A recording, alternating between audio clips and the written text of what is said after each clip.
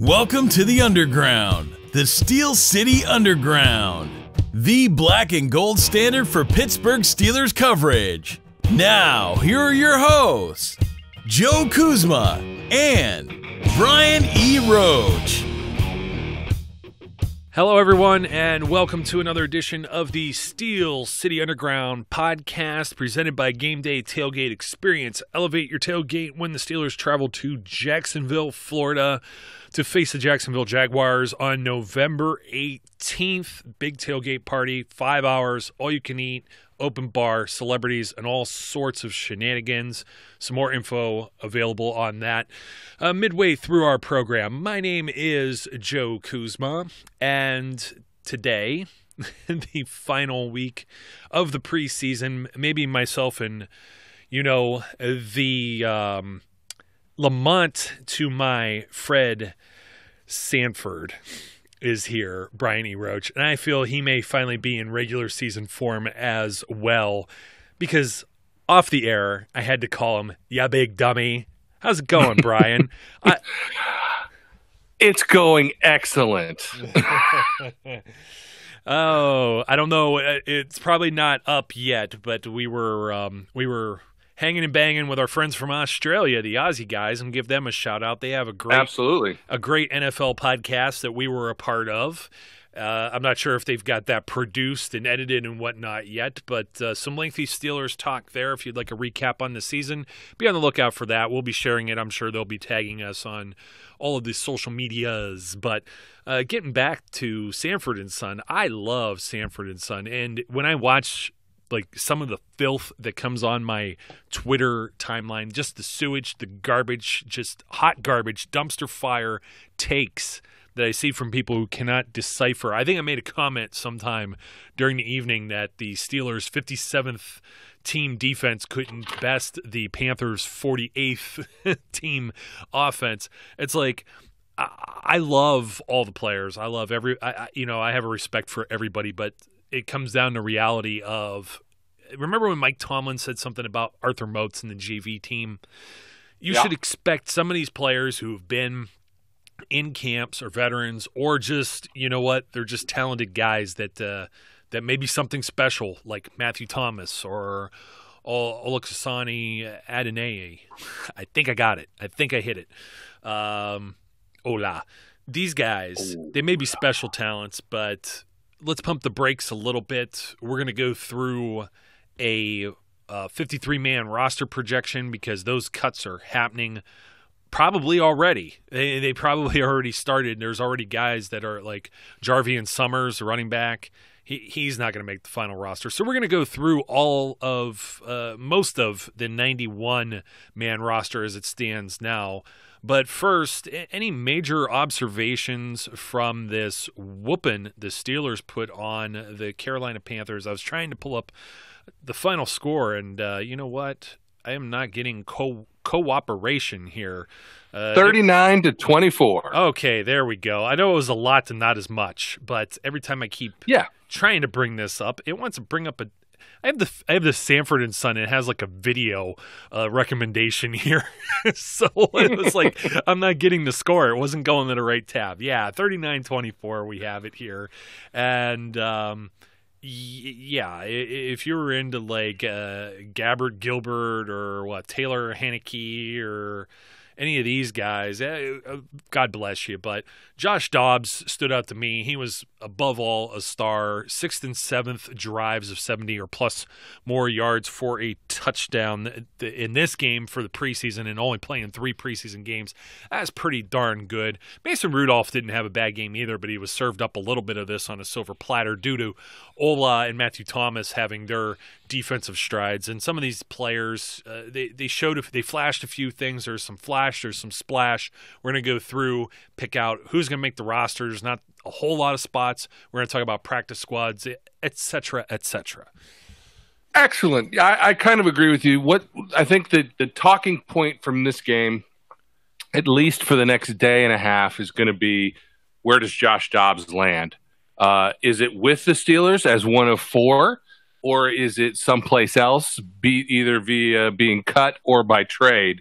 I think we've said this every preseason game that we've felt from the beginning Dobbs was probably the odd man out, and the only way he was going to be back in the conversation was to play himself back into the conversation, and he's done that. He has shown just absolutely outstanding growth from last year, and it's going to be interesting to see what happens over the next day or two. Now, here's one thing I think, and we're going to talk about the quarterbacks here in a second, and a few of these guys we'll mention for their success and or failure in this final preseason game and throughout the preseason. And you know what? I just looked at the darn stats sheet here, and Damone Patterson comes up, and something that comes up is something that you're famous for saying, and I support you in every way for saying the refs stink. Jeez, yes. Man. He had his arm pinned behind his back or trapped. Tries to make a one-arm catch. I believe he does. His elbow hits the ground, and just so happens the DB gets his foot or his knee in and knocks the ball out after he's already on the ground. And just to be clear, too, this wasn't a coach's challenge because it was within 2 minutes. So the booth even decides to review this because, hey, you got to get another look at this. This looks a little suspicious. They were already running the next play. And you're like, hey, that's kind of a touchdown there. It was one of the good things. I teased about Bob Pompiani and Charlie Batch, but the whole evening it seemed like they didn't know that the Steelers only keep 53 guys. Other than at the quarterback position, Pomp was making a very big case to continue to say, well, I think the Steelers will only roster 3, until Missy Matthews comes on the sidelines there, says she talked to Bob Labriola, who informed her of the information we already knew about 1995 when they kept 4 quarterbacks. And then there was yet something else with a tidbit with Brett Kiesel saying something, tweeting it out. Now, in that case, I do believe that had to do more with, I believe, Byron Leftwich went on IR that year, so they didn't really keep 4. I think Leftwich got hurt in the preseason or something like that, and then that's how, I think it was 2010, because then Dixon became the guy. That's when Ben was suspended the first 4 games for, don't even want to go into it, and then Dixon got hurt, and Batch ended up being the guy that was carrying the team after the start of the regular season. Dixon actually started the regular season, or he was supposed to start the regular season, ended up being a Charlie Batch show for most of it. Fuzzy memory. But anyways, that's a 4-quarterback situation. So that became the theme. That still is the central theme. I think we need to talk about, we've talked about it kind of ad nauseum. You mentioned Dobbs would have had to play his way out of it. He hasn't. He's thrown 1 interception in those 3 games. I mean, he's been sharp. He looks like a leader. He's elusive. He's stood strong, grown-ass man in the pocket, getting hit, or he senses there's a pass rush, extends the play, either with his feet or a little with his feet, gets out of danger, looks downfield. Some of the throws might be a little dangerous, but you know what? I mean, this is... How many passes has he thrown in the NFL so far? All NFL preseason, whatnot. There's still some jitters. There's still some things to work out. But, man, if they didn't draft Mason Rudolph, I think everyone would be trying to make the argument. I think the argument would be whether or not he should be the backup quarterback over Landry Jones. And, of course, we would probably say no, because he's not a veteran. So that's why we're even having this conversation about whether or not Dobbs is on their roster after this weekend. In that context, because they did draft a guy that they had a first-round grade on. He has not played enough to be properly evaluated yet as a rookie. Yeah, look, I think it's a situation I don't believe they thought they would be in. I think I think Dobbs has shown better progression than they expected him to, but we have to pump the brakes a little bit because most of Dobbs' success has not come against the varsity. It's come against JV, but he's doing what he needs to do against the JV in the fact that he is dominating play. There's just no way that they're going to let Landry Jones go and enter the season with 2 quarterbacks who have 0 snaps in the NFL as regular season snaps. It's not going to happen. It brings us back to the question that's been the question since really after preseason game 1, when I think everybody was shocked at how well Dobbs played. are they going to keep 4 or are they not? And if they don't keep 4, is Kevin Colbert going to figure out some magical way to get a draft pick or something for Josh Dobbs, even though teams probably know he's going to get cut? Call up get John Gruden on the horn. Yeah, let's get Gruden on. Offer Josh Dobbs for Khalil Mack. Problem solved, right? There you go. Absolutely. I got it all figured That'll happen. out. Well, you are right. Dobbs has had this success against just the JV team. That's part of it. Landry Jones in the last year of his contract, presumably right now. So, I mean, the thing is with keeping 4, I think they could kick the can and evaluate these guys. And, I mean, Charlie Batch mentioned, there's not a lot of snaps to go around and whatnot. But the problem here is this isn't like a situation where, when we mention this, like the LA Chargers with Phillip Rivers, who doesn't get hurt, doesn't miss games, or Eli Manning with the New York Giants, who had his consecutive streak snapped by some jag-off of a coach in Ben McAdoo. So the backups never see the field whatsoever. And those guys haven't really been playoff contenders either, so you really don't see the backups in that context of any type of meaningful games or guys getting rest at the end of the regular season or whatever. Whereas Ben has been beat around a little bit. I wouldn't necessarily say he's injury-prone. I'd say the last 2 times he's been majorly injured have both been cheap shots, just kind of like the Le'Veon Bell thing. I don't think Le'Veon Bell is injury-prone. Also cheap shots. So even the playoff game, I mean, when Burfict was laying on him and giving him the MMA knee strikes on the ground, and everyone's just kind of ignoring it, you know what I mean? So, hey, that was the other thing. Mason Rudolph getting a taunting call. Like, what the? Like, he gets cracked late on the 2-point conversion, runs in, then the guy pops him, basically, and he says something back, and he ends up getting it. It's like, come on, guys. I think I also mentioned new Hockley, just like the old Hockley. So yeah. Apple doesn't fall far from the tree. But just for everyone's sake, and starting with the quarterbacks for my roster projection, I have all 4 making the team because I made a trim in 1 or 2 other places in order to accommodate it. You do, and I don't. I have Dobbs not being on the roster. My gut instinct is that something will happen and a trade will occur. I don't think he'll end up getting cut, but I don't think he ends up on the 53. And it's fair enough. Agree to disagree there. I could see it go really either way. I mean, absolutely. It's just tough. And I don't want to belabor it because we've talked about it before. So I have 4, you have 3. The next position going through the offense is running backs. And I have some asterisks here on a few things because Le'Veon Bell's currently not signed. So they're going to put somebody on this roster. Right now I have it as Fitzgerald Toussaint, who's going to make the 53 and unfortunately get cut to make room for Le'Veon Bell. So you may as well say Bell is going to be on the team by Monday is the rumor. And then James Conner, Jalen Samuels, and I like the throw since he plays in the backfield. Roosevelt Nix into that mix as well for 4 guys in the backfield.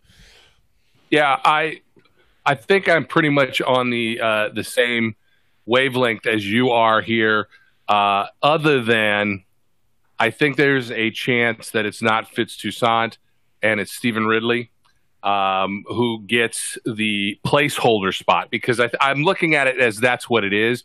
I think they'll keep four running backs on the 53, and initially those 4 running backs are likely to be James Connors, Jalen Samuels, Nix, and somebody.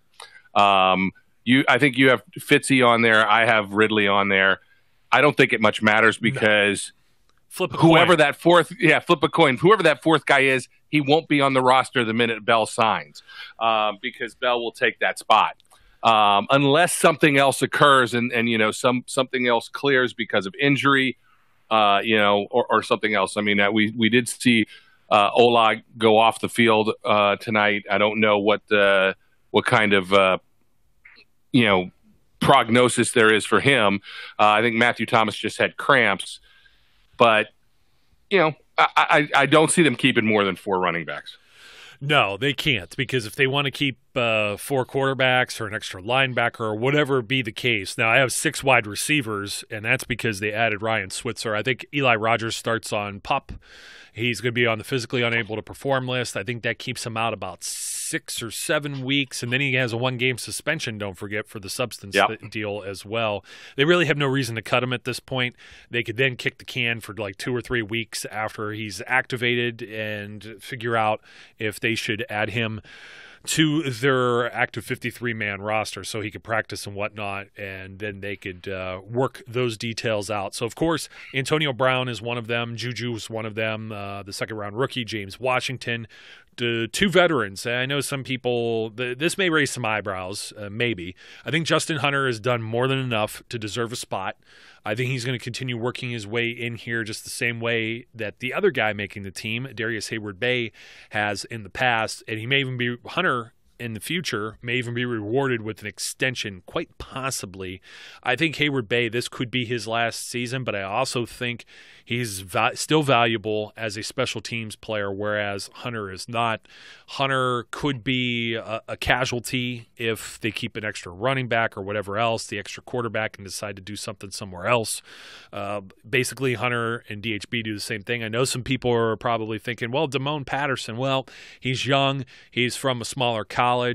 I don't know many of the other 31 teams that are going to jump to claim him off of waivers and put them on the active roster over guys that they've drafted, invested money in, et cetera, et cetera. So he should be in no danger of clearing waivers and returning to the practice squad, as I also feel Trey Griffey will do as well. Tevin Jones showed up today, but, I mean, it's too little too late, I think, in that regard. Just those couple touchdowns I don't think makes the huge difference.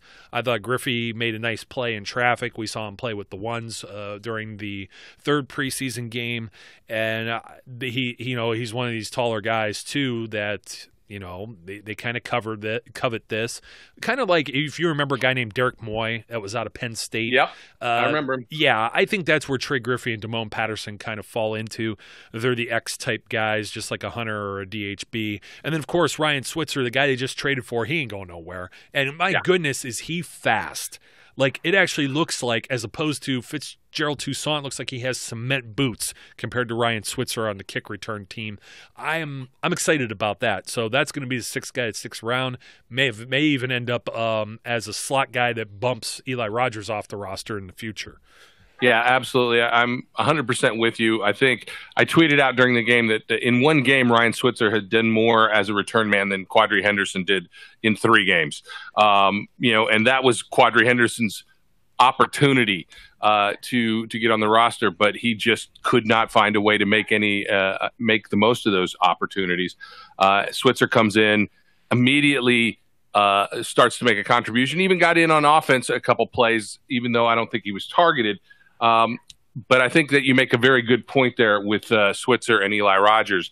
If Switzer is able to integrate himself into the offense, then Eli Rogers may find that he never comes off the PUP list. Yeah, it's unfortunate that somebody loses their position due to injury, and I think that's what's going to happen when we jump over to the tight ends as well, because not Vance McDonald, hopefully not, nothing serious. I can't deal with the tight end injury drama. This is the 3rd year of this crap now. First it was Ladarius Green, then last year with Vance McDonald. Now I got to deal with it again. This is unfair. I just want to see these guys play and be healthy. And you have the outlaw Jesse James. He's the second one. 3 tight ends here. And I was going to say flip a coin on Xavier Grimble. I don't know how serious the surgery or whatever was with his finger. I give him the veteran's edge. I think Bucky Hodges kind of breathes down his neck, but Bucky, let me see. Bucky, I think, is technically, he's a second-year player. So even though this is like his 4th team, he's bounced around enough and he's practice squad eligible. I think that's where he goes as an insurance policy in case Grimble isn't available or whatever. And that makes things very tricky too, because what if they decide to do 4 tight ends? That might make the QB thing or the wide receiver thing a little more intriguing. Yeah, I actually have Hodges slotted in over Grimble, and that was before tonight's game. After tonight's game, I feel even a little more comfortable with that because Hodges he got himself some separation, had a nice catch, And later in the game, he was downfield doing some nice blocking. So I think he may have he certainly made his argument for why he should be on the roster tonight. And we'll see. I liked Hodges coming out of college. I don't think he's been in the best positions since then to make the most of what he offers. Maybe this is an opportunity for him. And while I don't like you, I don't like it to come at the cost of an injury to somebody else. If Grimble is not ready to go game one, it's very possible that Bucky Hodges slides into the 53.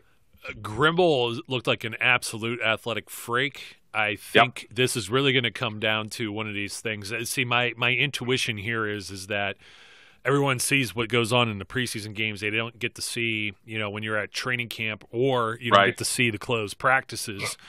And the big privacy wall, by the way, holy cow, that thing, it almost looks like a Batcave facility now with the thing that goes up. If you haven't seen it, go check it. Go Google that. Google the Pittsburgh Steelers practice facility privacy wall. That's a long tail keyword that's coming from my other podcast. So I'm going to mix in the two due to lack of sleep. But let me see. 8 offensive linemen. This is where I was trimming because I don't necessarily like some of the guys on the back end of this roster so much that I don't feel you can't just throw them on the practice squad. So you've got your 5 starters. You got Marquise Pouncey, Dave DeCastro, Ramon Foster, Alejandro Villanueva, Marcus Gilbert. You got the trusty do-it-all utility guy in B.J. Finney that will be an eventual starter on this team. You've got the rookie, Mr. Okorafor. I'm just giving up on saying his first name now because I don't want to butcher it. And he's playing the swing tackle spot. And Matt Filer, who made the roster, and I believe he was on the roster for all 16 games last season, even though he was inactive for quite a few games. He also dabbles all over the place, mostly he's been a tackle lately, but I believe he could play guard or tackle. So you got some versatile linemen. Those are the 3 backups. You're usually only going to have 3 active on game days. I think they could take that risk and then make the transaction moves if necessary headed into the season. That's going to be RJ Prince and Zach Banner I have for the practice squad. The Zach Banner thing is it's not from me, although he did get called out for a good block playing right tackle, I believe, tonight. But this was mostly Tunch and Wolf had him as the camp phenom on SNR, so that's where my Zach Banner thing's coming from. Plus, we talked about how Mike Tomlin loves giant Goliath-looking human beings, and he is one. So is RJ Prince, but I think RJ Prince has been the best of all of the other linemen that have been in camp. So you're going to keep at least 1 lineman, I believe, in reserve on the practice squad. Yeah, I think this would be a different conversation if Gerald Hawkins was not injured. Because at that point, I think that they would have felt like they had to keep 9 guys, and it would have complicated matters across the roster. With Hawkins being on IR, while I think Prince was close to making an argument for being on the 53, he had some issues in the 3rd game, and I think both he and Banner played well enough to earn spots on the practice squad, but not push the Steelers into feeling like they had to keep a 9th guy on the offensive line. I think that the 8 you mentioned are the 8 that will be there, and there's a good chance that Prince and Banner end up on the practice squad. Indeed, my friend. And as we go to head into the defense, the natural segue to do that is to talk about the tailgate party down in Jacksonville, of course. What did you think I was going to talk about? Of course, November 18th, we've been talking about it. The Steelers return for a primetime football rematch with the Jacksonville Jaguars. As we all hope, it ends up going better than the last 2 games against them. For those of you who like to wash away those concerns with alcohol, there's plenty of that at this party. There's also plenty of food for those of you who like alcohol or not, as well as celebrities. I believe there's a Sports Illustrated swimsuit model that's a part of this now. If you go over to the website, which you could find the link on steelcityunderground.com/Jaguars tailgate for the big GTE game day tailgate experience. Elevate your tailgate party. for the Steelers and Jaguars game. It begins at 3:30, so leave everything else at home, bring the terrible towel, put on some shorts. Should be nice weather down there in Florida, and come on down. You can purchase those tickets and get a 20% off discount during checkout using the promo code Steel City. So now the defense, which gets very interesting now. We always want defense, and I know there's some people yinsing already tonight about, well, Ola is better than everybody else on the roster. He's better. He's the best pass rusher. Well, wait a minute. Did everyone forget about T.J. Watt? And I've been a Bud Dupree truther as well, and everybody just kind of, remember when we were having these conversations about how much better Bud Dupree was than Jarvis Jones? How did Bud Dupree end up in Jarvis Jones' conversation now as far as a first-round bust or whatever? I think it's incredibly unfair, of course. But I digress. We jumped over and want to go to the defensive line first with, you may as well say it, the defensive captain. Grown-ass man. Cam.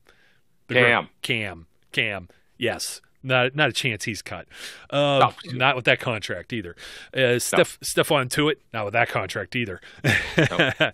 Javon Hargrave, Tyson Alu, Latarius L.T. Walton, who quietly just continues to be a solid backup. You never hear him being in danger of anything. Now, here's the one that becomes interesting because Levon Hooks has been around. This is his 4th preseason. He almost has as much time served as Jordan Dangerfield when it comes to preseason games and practice squads and everything else. But he's no longer practice squad eligible if he doesn't make the squad. I don't know. It's really hard to gauge because, again, this is the things we don't see behind closed doors, behind privacy walls, and that's Dan McCullers, the big man. Yeah. And he was brought back on a 1-year deal. I still think as a veteran, he has whatever edge that he has. They're going to try and get some more juice out of this guy if they can. I think the 7th-round pick, Josh Frazier, I think he ends up in a position on the practice squad because I don't think anyone's really going to be looking to snag him by any chance either. So of my defensive linemen, the 6 guys. Dan McCullers makes the cut there over Hooks and Frazier. Yeah, I have no difference. Look, I like what I've seen from Hooks. The problem is you have to read a lot into where these guys play. What parts of the game are they in? And Hooks, while he has made plays late in preseason games. And late in preseason games usually equates to practice squad rather than 53-man roster. You need to show a progression of, working your way up from the JV, maybe even the second team JV, until you're starting to play with the varsity group. And I haven't seen that. I think it's great that he's been making plays when he's been playing, but I think McCullers has also improved just enough and shown just enough that it's going to be hard to edge him out with veteran experience, knowing the defense and having been there for now 5, this is his 5th year, I think. I think it's McCullers that gets that 6th spot. Yep, I'm with you all the way, buddy. So let's jump over to those linebackers, those bums. I mean, you know what? The guy who's had 4 sacks this preseason and had one heck of a strip sack tonight, Olasukami Adeni. And I have him making the roster, but potentially being on the short end in cut, because if you recall some comments at the start of training camp, a press conference with Kevin Colbert, they asked if they'll continue to add players through this process. They've already done that with Ryan Switzer. They're going to be looking at what other teams, who they release. There's going to be some veterans as part of that, as younger, cheaper players enter the fold and make teams. And who I have for the linebackers, the outside linebackers, pretty cut and dry. I have 4. And that is Bud Dupree, T.J. Watt, who am I at? Anthony Chickalo, Keon Adams. Ola is the 5th, but Ola is a to be determined if he survives the weekend. Initial 53-man roster, I believe he's done more than enough. I think he is more than held up his end of the bargain of wearing that number 92 jersey. He Who Shall Not Be Named Part 2, Defensive Edition. And let's see. The inside guys, John Bostic, Vince Williams, brand new contract. Vince is going nowhere. Bostic has been underwhelming at times. He seems to get in the right place, and he's obviously faster than anybody else that they've had in that position. Matakevich has been underwhelming as well, but, and this is why I think they add, but Matakevich is a special teams guy. Now, a lot of people are lobbying for LJ Fort, but as I'm already getting up here with the numbers and I want to keep an extra wide receiver, or I'm looking at keeping 4 quarterbacks, or even if I want an extra offensive lineman, defensive lineman, I have to trim somewhere. And when we get over to the secondary in a minute, it's very difficult to trim from all of the defensive. They have a plethora and a half of defensive backs. With the linebackers, you have Matthew Thomas, who has stood out like no one, and he is getting a roster spot. I don't really care about how well LJ Fort has played. I like LJ Fort. I feel he's athletic, but I feel we know his ceiling. I feel we know where the team and what the team thinks about him based on they went out and signed Sean Spence off the couch and tried to convert Arthur Moats from outside to inside to play over him last year when Ryan Shazier and Dirty Red got hurt. That does not tell me that this is a guy, again, playing against third, fourth string guys having success, but this isn't a guy, I think, that's on the regular season active 53-man roster when it's all said and done. No, I mean, you know, we've said that sentiment repeatedly. If LJ Fort was going to be the guy, then they wouldn't have signed Sean Spence. They did because LJ Fort is not going to be the guy. I think he has stuck around because there were not any better options, and I think there are right now. Now, you've got them keeping 9. This is why I have them cutting or getting rid of a quarterback. I have them keeping 10. I have them keeping 5 outside guys and 5 inside guys, and one of those guys is actually a guy I expect them to pick up. I expect them to pick somebody up off of the waiver wire. Somebody that is going to get let go from another team, I expect them to say, that's a guy that can help us right now. Who that guy is, I have no idea, and we won't know for a while. But I think that's probably the case. Look, it's Bud, it's TJ, it's Vince. Those are givens. I think Keon Adams is going to be a given. Matakevich, because of his special teams play, is a given. I feel like Anthony Chickalo's been there long enough and Joey Porter likes him well enough that there's certainly no danger there. But Anthony Chickalo tonight was getting absolutely no movement and no push against third-string tackles. It was not a great performance or a great preseason for Anthony Chickalo. No, it was not. I've had the same underwhelming feeling with him as well.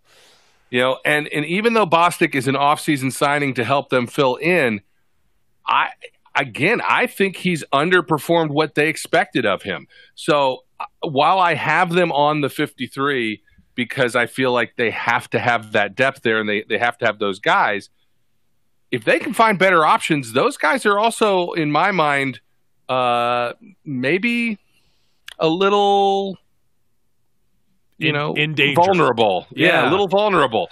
But I think Adani makes the squad, and I think he sticks. I'm no longer going to use his name. To me, he's just the new 92. Yeah, instead of He Who Shall Not Be Named Defensive Edition. No, you know what? I'm with you all the way. And this is going to be a hot take. I don't think we've said it on the show. You've heard me say it, though, in private. I'm going to put it out in public. There's a chance. Now, they're filling in names. They're filling in blanks. This is like doing your NCAA March Madness bracket where you have a team and you have to fill in somebody on the bracket because that team is on the list. That's John Bostic right now. He could be cut. I mean, realistically. What's he here on? A 1-year deal, I think?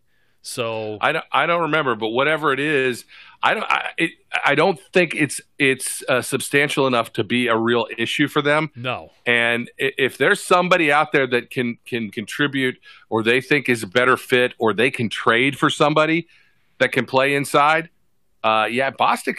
I just don't see Bostic as being a safe position right now. We didn't really do this with any other position. But, I mean, when you start to think about some of these things, more upside, Keon Adams or Anthony Chickalo? Adams. More upside, Ola or Chick? Ola. Correct. That's the same way I feel. You're picking up what I'm putting down. Unfortunately, John Bostic is a veteran. I don't know that they would throw Matthew Thomas out there right away unless they had some other option, and that other option would have to become integrated into this defense overnight. Absolutely. So he's there, and I don't think Matakevich is the answer to start there. Matakevich is probably a solid guy to practice with. Definitely, he's everywhere on special teams. He has some instincts. He does not have the athleticism and could be a liability on the defense. I really had high hopes from him. I really wish I could see more. And it's tough because when he's playing out there with, whatever, like a third string guy or something, like he was in there for a spell tonight against the Panthers, it's hard for me to judge what he does. You know what I mean? And there was the play, the quarterback scrambled. I don't know if it was Heineke or whatever his name was. And, I was just thinking he didn't lower his helmet. That's why he didn't stop him short of the first down. He was thinking quarterback, my head, staying up, not getting fined, not getting Shamarko Thomas. Which, by the way, when he got fined, we figured out, ended up speaking to some of our friends that were on the show last year with MBK, the agency, and Shamarko Thomas, I mean, that fine had to be lowered from like $26,000 or whatever. He's not even making that much money.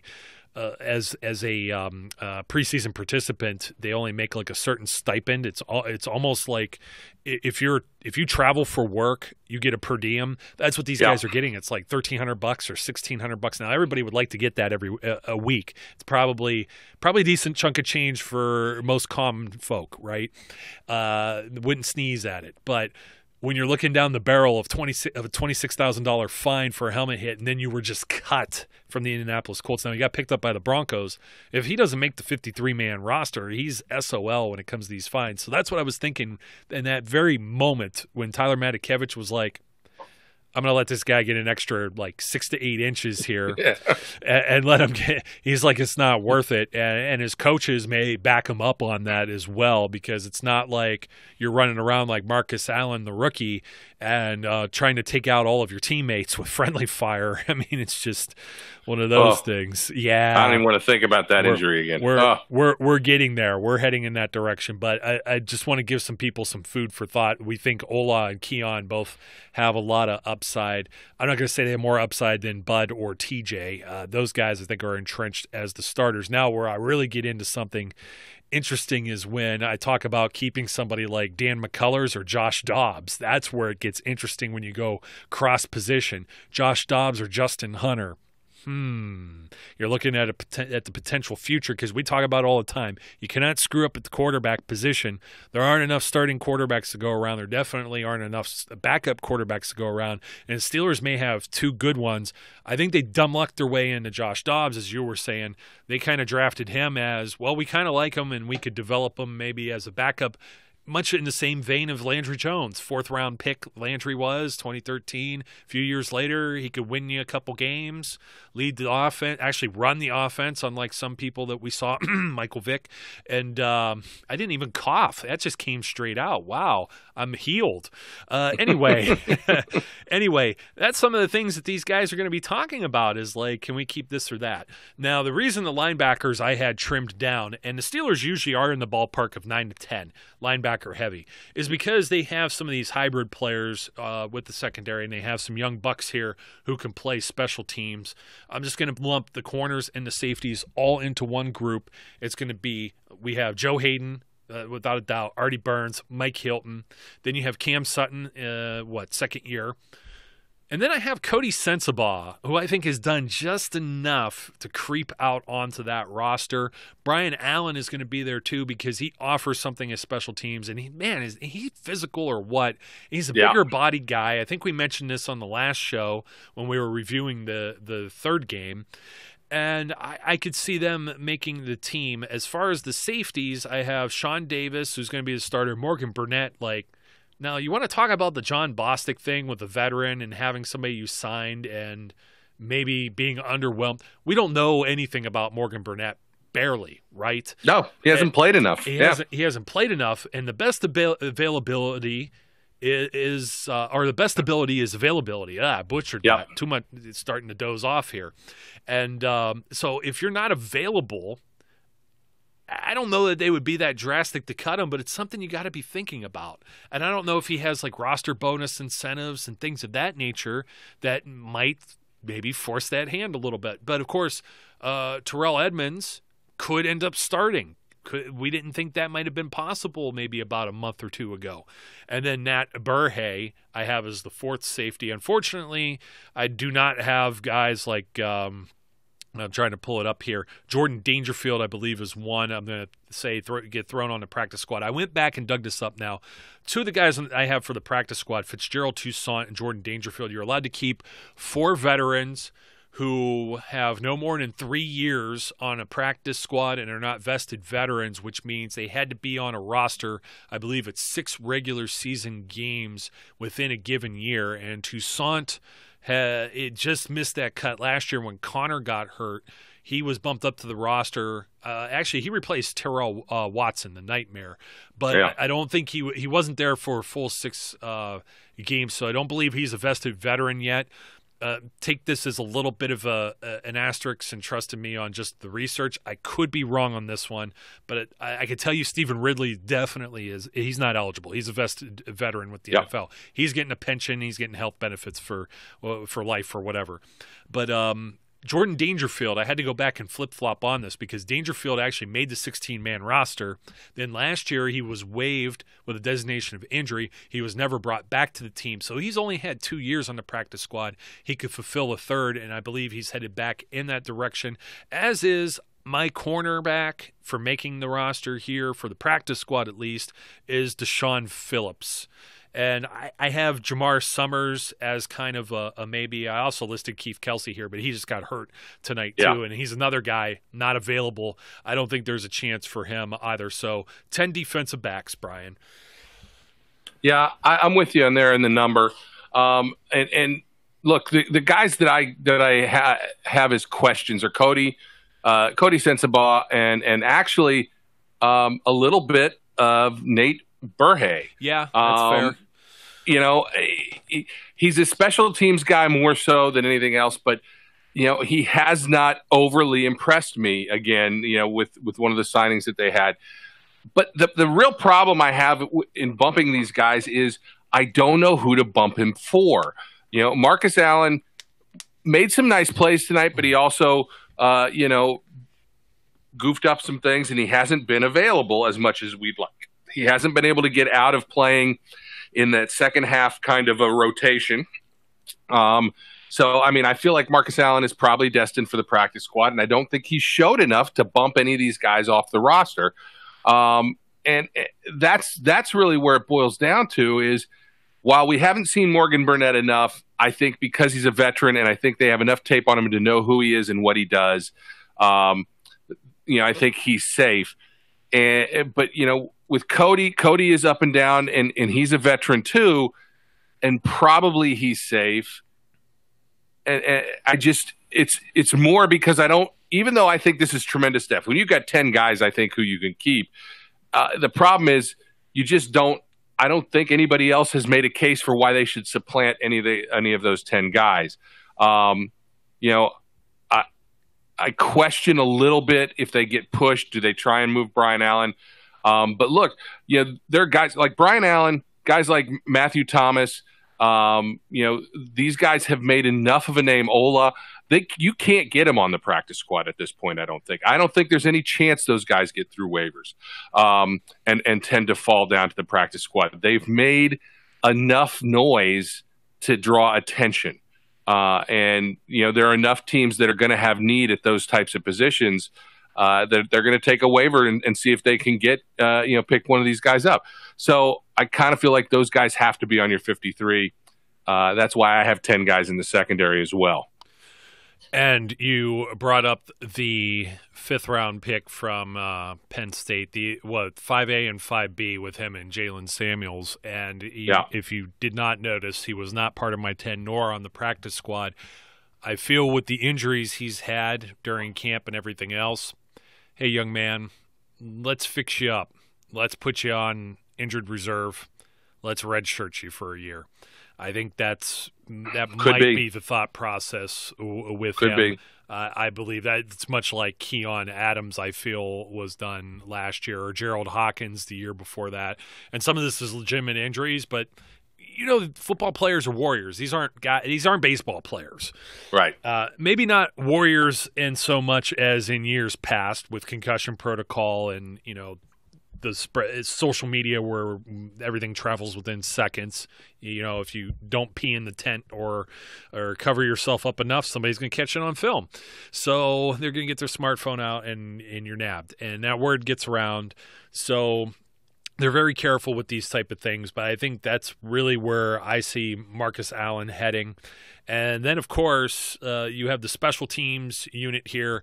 Not even worth mentioning with Chris Boswell or Cam Canada because both of those guys went to camp unchallenged. Jordan Berry's the one that is in danger. You know what? I don't even want to say flip a coin. I have Berry because he's the veteran. Go with the devil not the one you don't. You know what I mean with Matt Wiley. Yeah, I think here's the thing. Matt Wiley appears to have a bit of a bigger leg. And that's all great and wonderful. But the problem with that is, in this sense, is the Steelers' offense is good enough that they're not going to be oftentimes needing to flip the field. Instead, when they punt, it's going to be from a range where they need precision. And Jordan Berry has been very good at pinning teams back, getting the ball down. And let me just say this about not just these specialists, but special teams play as a whole this preseason has been outstanding. Yeah, remember everybody wanted to fire Danny Smith? Yeah, it has been outstanding. Their coverage has been tremendous. They really do deserve a shout out. They've been that good, tackling everything. Yeah, absolutely. So let's hope that carries over into the regular season as well. But I think Berry is safe. I think he's probably the better fit for this team. But you never know. You just never know. Wiley has punted well. So it wouldn't stun me, but I would be surprised, but it wouldn't, I wouldn't fall off my chair. I think Berry's probably safe. I agree. So really, the ones that will end up surprising you, not all the rookies we feel are going to make it. So Marcus Allen, Josh Frazier on the bottom end of that. And, of course, the big question with Josh Dobbs and just looking to see if some guys like Dan McCullers or, Cody Sensabaugh, I believe, was in that kind of bottom half danger zone as it would be, and some of the other names that we named. So I don't know. I always feel it's like this major luxury to have like 6 wide receivers, but I don't know. I don't know what you do with that. It's going to be intriguing, and I think the injuries that have piled up at the tight end position make it a little more difficult. Like you said, at least with Gerald Hawkins out of the picture and on IR, there's a little more flexibility to do some things there. We shall see. It's going to be very intriguing, and it's going to start and it's going to fly by quickly because I believe they have to have all of this in by either 12 or 1 o'clock Eastern on Saturday. And then it's a 24-hour waiver period, and then the league kind of gives the green light as to when the waiver period is over and if all unclaimed players now become free agents. And then you will see the signing frenzy on Sunday afternoon and through Labor Day. You may see Le'Veon Bell sign on Labor Day as well. So, folks, enjoy your holiday weekend. Brian, thank you once again I know we're both struggling through this, and if we drink a cup of coffee, then we're never going to get any sleep. So, but we wanted to get ahead of the game here because these moves are going to be fast and furious. Now, let me posit a question to you so that you can toss and turn tonight as you're getting ready for sleep. Don't do that to me. Don't do that to me. Don't do it. If the Raiders accept Josh Dobbs in a first for Khalil Mack, do you do it? You know what? This is going to be the opposite of a shout out. This is going to be Andrew Filipponi. Man, I mentioned him so many times, and some people on Twitter were really calling him out. Shouldn't you be watching the Jets game, you New York homer? Because some people realize he's not a Pittsburgh sports media guy, but he works in Pittsburgh sports media. And Pony, he tends to have these hot takes and stuff. And we talked about him a few episodes ago because he's the only one on this planet that apparently has gotten Kevin Colbert to say a definitive number of quarterbacks he'll keep on the roster, and it wasn't 4. Bob Pompiani was on the air with Kevin Colbert before the games kicked off this evening, and Pompiani went to ask the question, and there was like this, I don't know, ghostly stare from Kevin Colbert to where Pompiani then danced around and said, well, most teams don't even keep 3, but 3 is probably the most that they'll keep, and that's probably where the Steelers will be, right? And Colbert immediately into another topic. And that's all I needed to know when it comes to that. So when Pony comes out on Twitter tonight and mentions if a team would give you a second-round pick for Mason Rudolph, I make that trade immediately. How do you know if you're giving away the next Ben Roethlisberger, the next, I don't know, a Dan Marino, or even somebody that's like an above-average quarterback or somebody that's growing into a position right now? It's like a Carson Wentz or a Jimmy Garoppolo or something. Do you really want to just throw that away for a 2 and then say, well, you know what, we'll find another guy that can do that?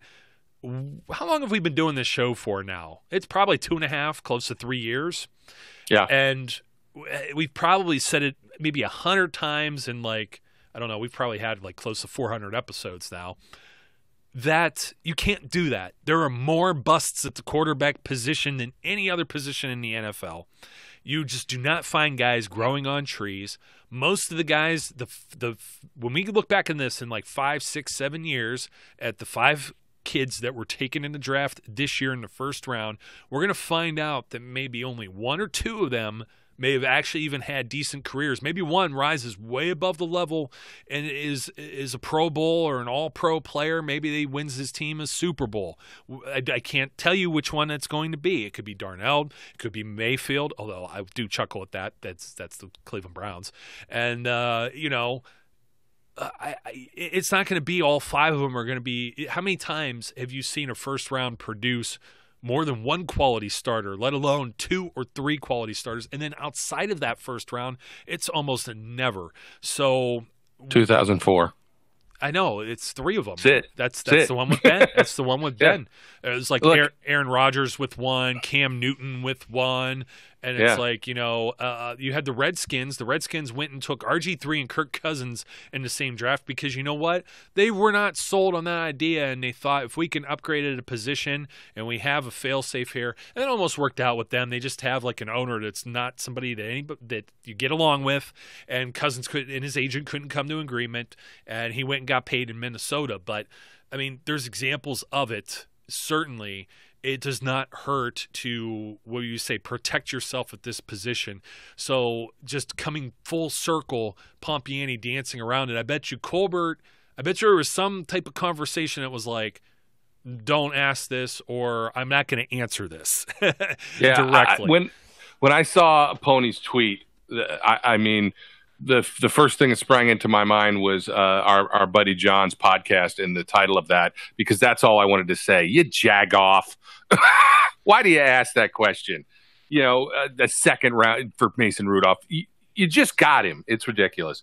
But Dobbs and a first rounder for Khalil Mack, I might be tempted. Yeah, and that's never going to happen. Although, never say never. It is Gruden. It probably Screw dog, man. It's Chucky. Come on. He'll give us he'll back. Do it, and he'll give us back the pick that we sent over for Switzer too. So yeah, exactly. I'm going to have so much fun. You know what? I could eat crow, and they might be good, but I have the Raiders in the basement. We're starting our predictions, and we'll get into those next week as well as preview the Steelers' opening kickoff weekend against the Cleveland Browns. So, folks, that's it for us. Hope you enjoyed. Buckle up. It's going to be a wild ride. My name's Joe. His name's Brian. Until next time, be safe, be good, enjoy your holiday weekend, and we will catch you later. We would like to thank you for listening and remind our listeners to follow us on social media and our website, www.steelcityunderground.com.